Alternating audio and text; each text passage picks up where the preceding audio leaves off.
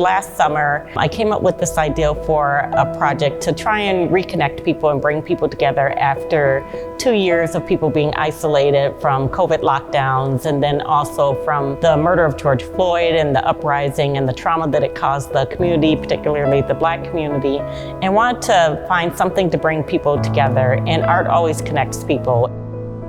I came up with these themes around like Black joy, Black history, racial justice, Juneteenth freedom, gun violence and healing, and people could pick any of these topics and then they could create their interpretation of these topics, these themes on a quilt square.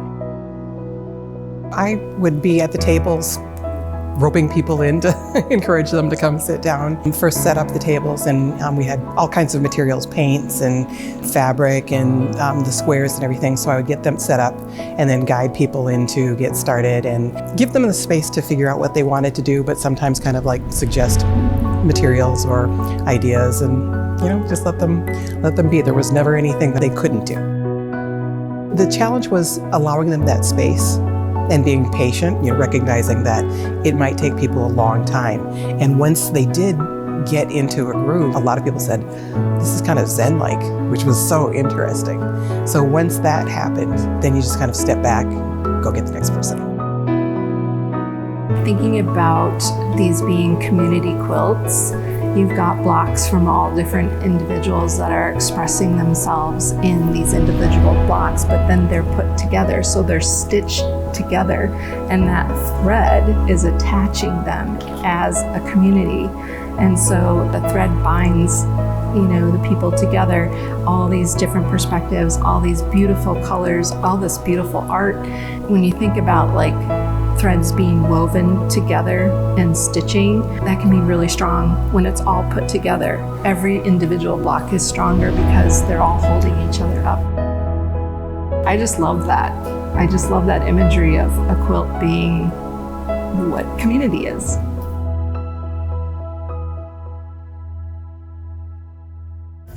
I think, like I said, I want to combine some themes. Juneteenth freedom with racial justice, with family, as well as Black history.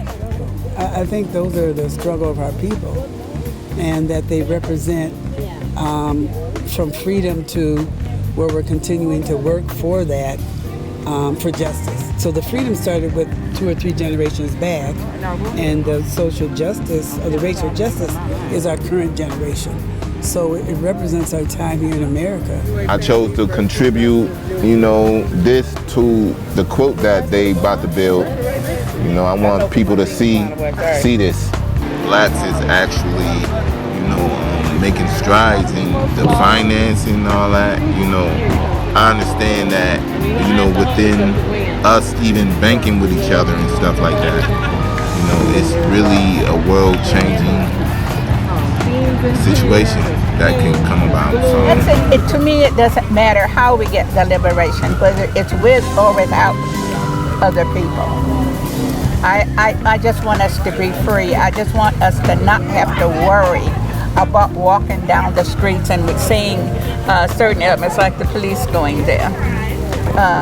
Whether or not he's going to be messing with not only me and my safety, but whether he's going to mess with someone down the street. I hope people got a sense of healing and community.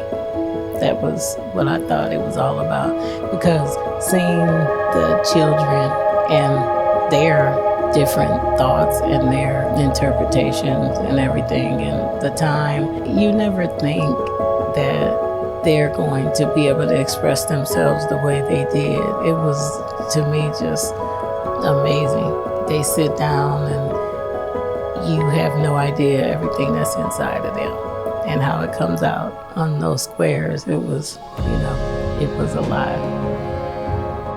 It tells like different stories on each quilt and with each quilt square.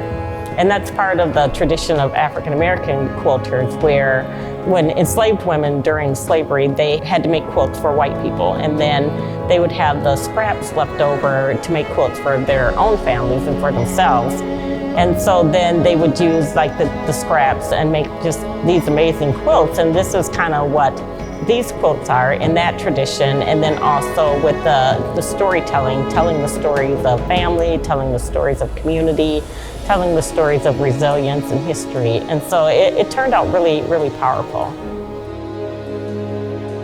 Art heals, art brings us together, art is unifying, because that thing that we were saying, that I don't know how I'm not at this level, you don't have to be. You and your creativity are as important as anyone else's, and here it shows that.